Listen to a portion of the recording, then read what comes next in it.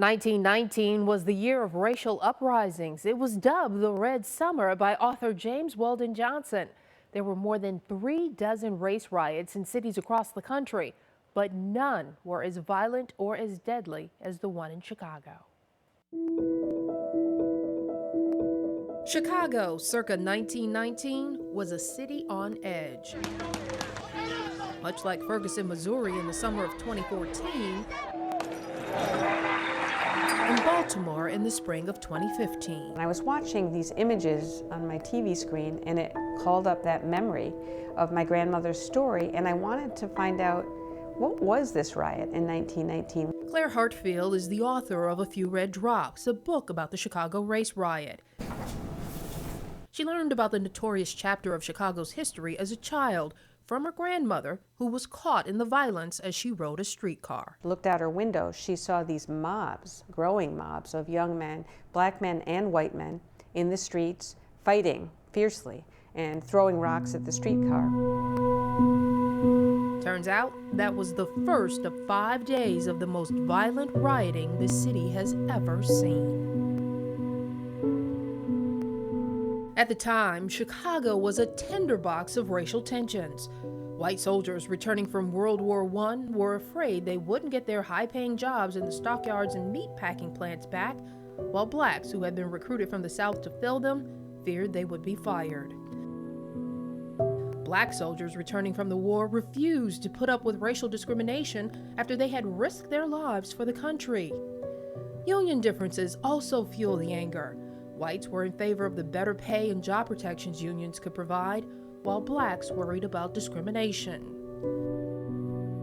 Politically, whites were staunchly Democratic, while blacks were Republicans, the party of Lincoln who freed the slaves. And overcrowding and poor housing conditions contributed to the divide.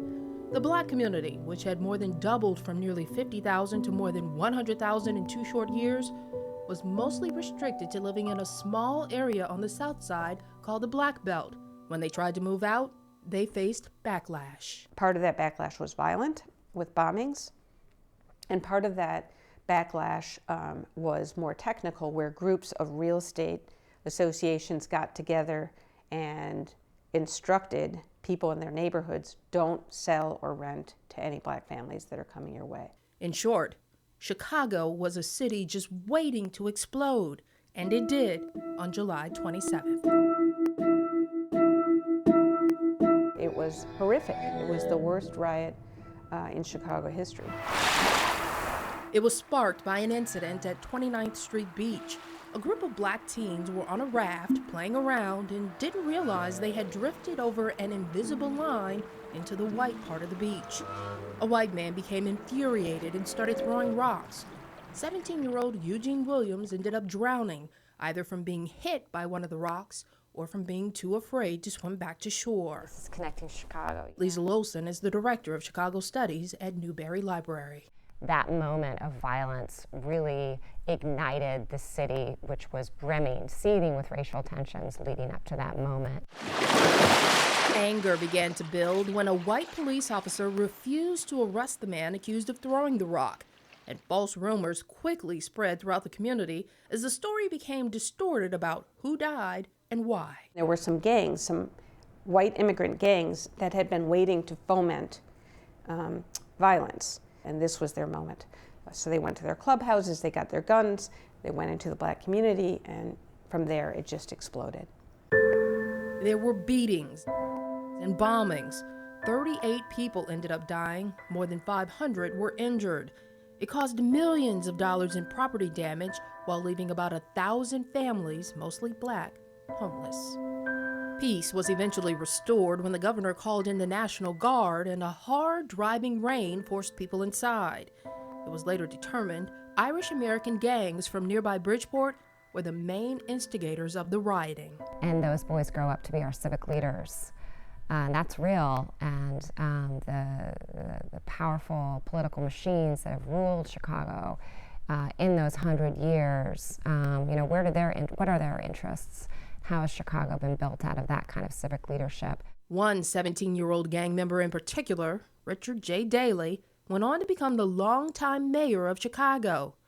Daley never confirmed nor denied whether he took part in the rioting, but his supporters have said he had no involvement. In 1922, the Chicago Commission on Race Relations was formed to take a deep dive into the cause and consequences of the riot.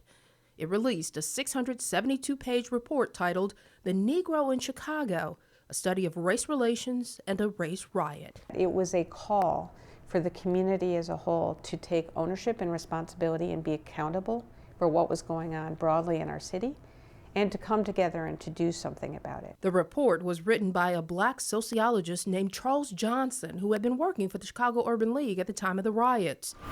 Barbara Lumpkin is the interim president and CEO of the civil rights organization. So our work is very important still, and the work that we do is just as relevant today as it was in 1919. Today, the Chicago Urban League is one of 14 cultural institutions across the city, including the Newberry Library, taking part in a year-long exploration of the history and legacy of the 1919 Chicago Race Riot. We want to think hard about how 1919 is really a moment that helps us understand so many of the problems that Chicago is still grappling with. The approach, perhaps, to how we address some of the issues that we are facing is slightly different, but the core issues remain the same. But the reality, according to Claire Hartfield, We still have a long way to go. it's no doubt a difficult period in Chicago's history to face, but the hope is by opening it up to conversation, a way forward can be found. Tanya Francisco, WGN News.